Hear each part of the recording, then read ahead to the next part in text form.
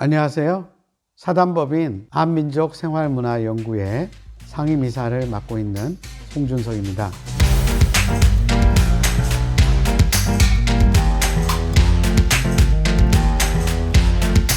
안녕하세요. 오늘은 바른 옷 입기와 주거생활에 대해서 여러분들하고 말씀드리겠습니다.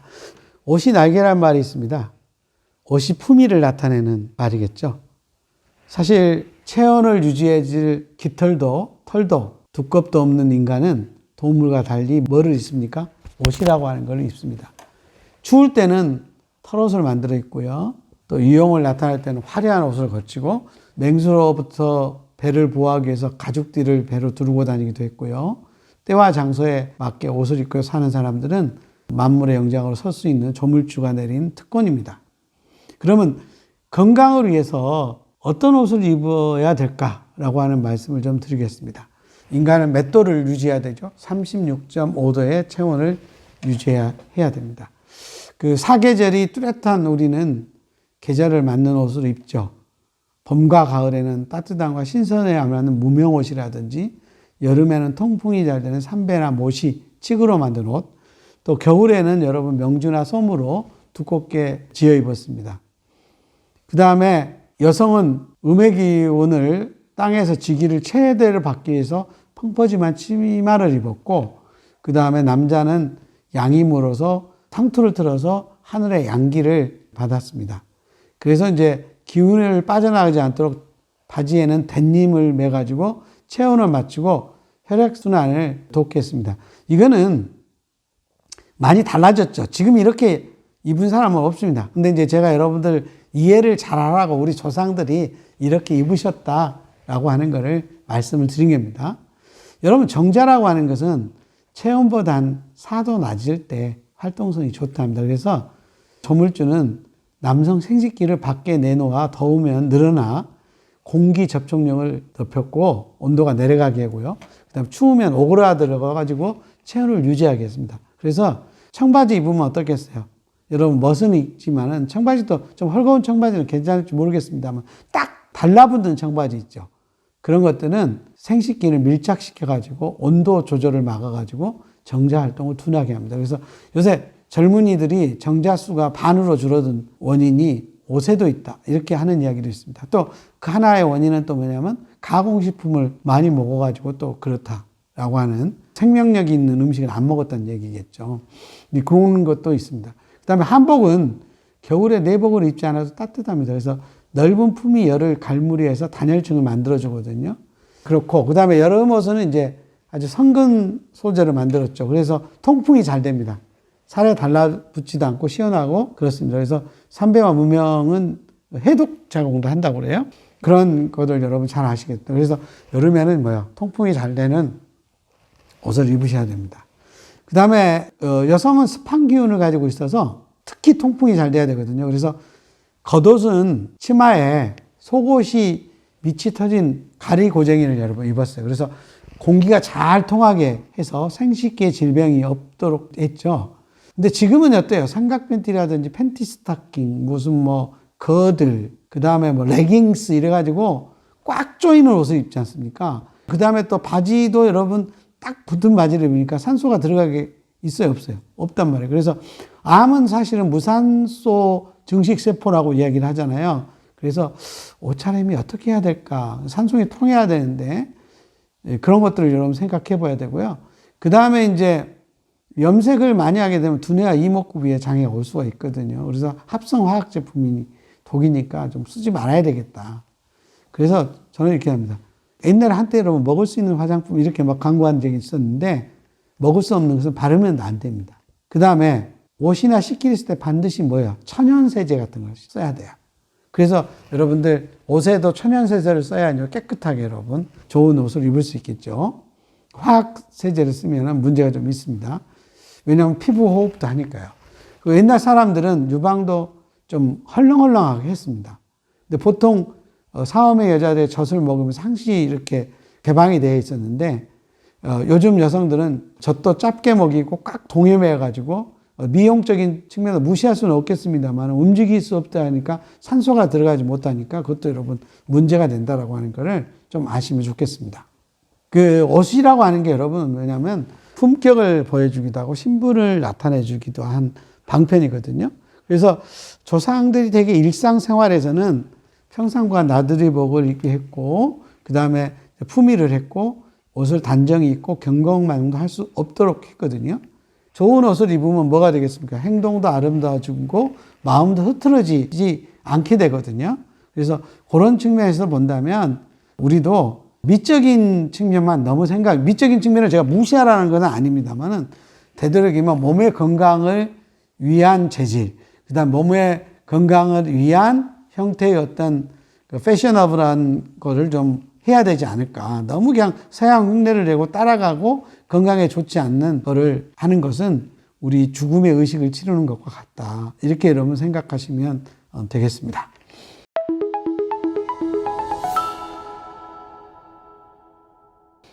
그 다음에 이제 두 번째로 여러분 건강한 주거 생활에 대해서 이야기하겠습니다.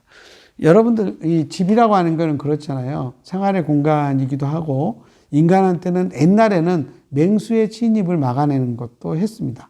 풍한 서습을 조절하고 그 다음에 일과 놀이에 인간 동목을 행하는 어떤 보금자리 역할이 되는 거죠. 그래서 하여튼 편히 쉴 수 있는 어떤 공간이기도 합니다.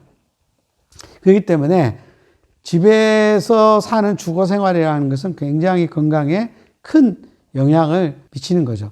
옛날 분들은 좋은 땅에다가 터도 잡았다고 이야기해요. 뭐 좋은 기운이 있는지 뭐 어쩐지 뭐 이런 것을 떠나서 마음가짐이 좋은 터를 찾았다라고 하는 것은 좋은 기운을 받으려고 했다라고 하는 긍정적인 측면을 생각하십시오. 그걸 뭐 풍수를 믿는 미신이다 이런 차원에 보다도요. 그리고 이제 소위 말하자면 초가상간을 지을 때도 부모를 잘 모시겠다는 효도 정신이나 효친의 정신이 좀 들어 있었습니다. 그리고 여러분들 되게 우리가 뭐 자청령 보호벽 그 앞에 뭐 물이 흐르고 뭐 안산과 조산이 있고 막 이렇게 이야기를 했지 않습니까? 그런 것은 뭐냐면 천혜의 조건을 마련했다라고 하는 것이죠. 그래서 그런 측면에서 여러분 이야기했고 남양집을 지었다라고 하는 것도 그런 거잖아요. 그런 어떤 측면에서 우리는 생각을 했습니다. 그리고 지배 구조가 추운 우리 북부지방이나 중부지방이나 남부지방은 다 다릅니다. 그래서 북부는 미음자형, 중부는 니은자형, 남부는 일자형의 집을 이렇게 지었거든요. 그래서 좋은 집터를 지었다. 그런데다가 지부 재료가 여러분 어떻습니까? 자연에서 난 나무나 흙, 돌이 있습니다. 그래서 그러기 때문에 계절에 따라서 온도나 습도도 조절해주고 겨울에는 따뜻하고 여름에는 시원한 숨쉬는 집이었습니다. 그 다음에 집에서 또 바람이 통하고 사통오다 해서 그래서 여러분 아까 제가 누누이 이야기했지만 통하면 살거든요. 통하면 산소 공급이 원활하게 되고 여러 가지 것이 좋거든요. 그래서 그런 것이 이야기했고 그 다음에 절제되면서 검소한 정신이 있었고 그래서 옛날 집들은 되게 특별한 사람들 빼놓고는 그렇게 적게 지었잖아요. 적게 지어서 최대로 활용할 수 있는 어떤 그런 소박하고 자연에 동화된 모습이지 않았느냐 이렇게 생각을 했고요. 조상들의 어떤 열린 정신 그런 것들은 이제 우리가 담도 이렇게 높게 쌓은 게 아니라 낮게 쌓아서 서로 소통하는 어떤 그런 측면이 있습니다. 근데 지금 어때요? 편리를 해서 아파트를 했습니다만 아파트의 단열 구조가 좋은 거라고 막 이야기를 하고 그 다음에 고층이 여러분들 경관이 좋다고 사는데 사실은 남자에게 정자를 줄이고 미수가나 저수가나 자폐아가 나올 수 있는 그런 영향력도 미친다고 하거든요. 그래서 그런 측면들도 우리가 좀 잘 생각을 해봐야 되겠습니다. 그럼 땅의 기운을 잡는 높이의 집들이 좀 사는 게 좋지 않을까 이렇게 좀 생각을 합니다. 그 다음에 이제 전통적인 생활에 보면은 땅바닥에 누워 잤습니다. 뭐 지금은 땅바닥에 주워 자라고 하는 건 아닙니다만은 너무 소파나 침대나 식탁에 있으니까 일어설 일이 별로 없어요.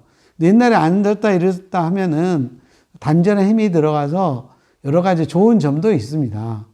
그리고 이제 운동을 하는데도 여러분 산소가 통하지 않은 헬스장에서 쳇바퀴 뛴바퀴만 한다는 것은 문제잖아요. 그래서 너무 편리만 할 게 아니라 정말 건강한 잠자리에서 좀 하는 것도 여러분 굉장히 좋겠다.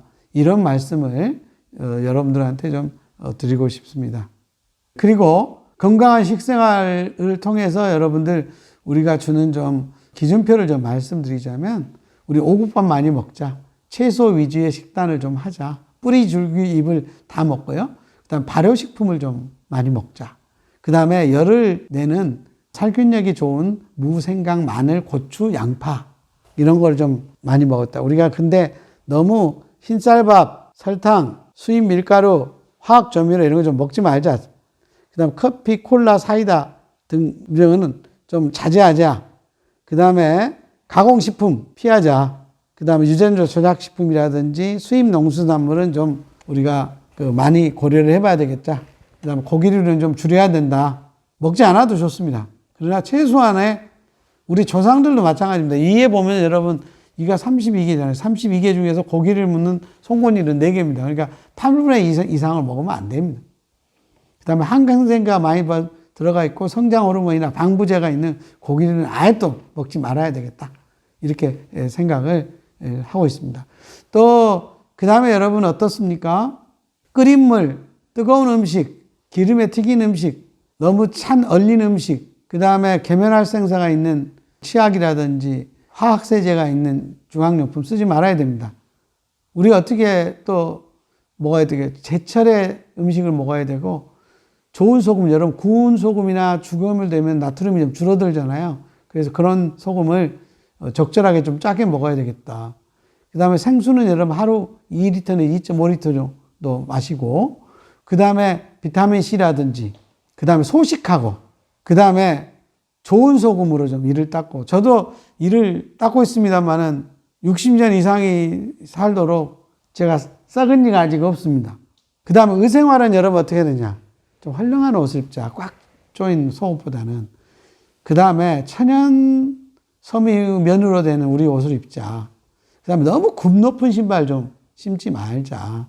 바닥이 부드러운 신발을 신자. 여러분들 여러 가지 좋습니다.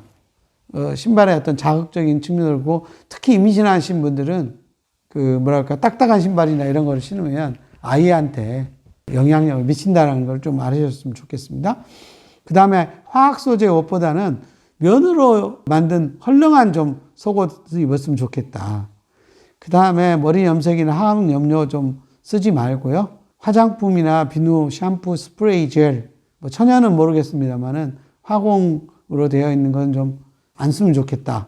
그래서 천연 화장품이나 천연 세제라든지 이런 비누를 썼으면 좋겠다.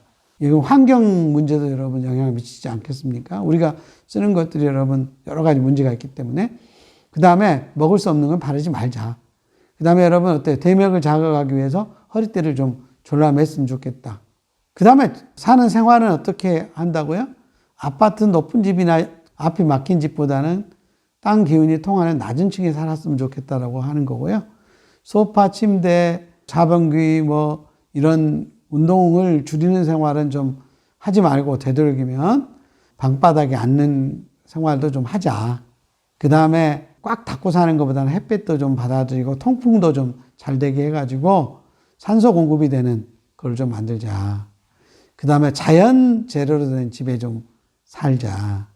너무 밤샘 노동을 하지 말고 피곤한데 앉아하는 게 아니라 적절하게 일찍 자라는 거죠. 생활의 리듬이 좀 다르다고 이야기합니다만 일찍 자고 좀 일찍 일어났으면 좋겠습니다.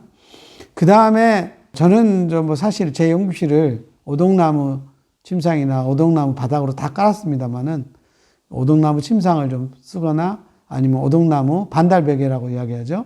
이런 베개를 좀 쓰면은 건강에 좋지 않을까 이렇게 생각합니다.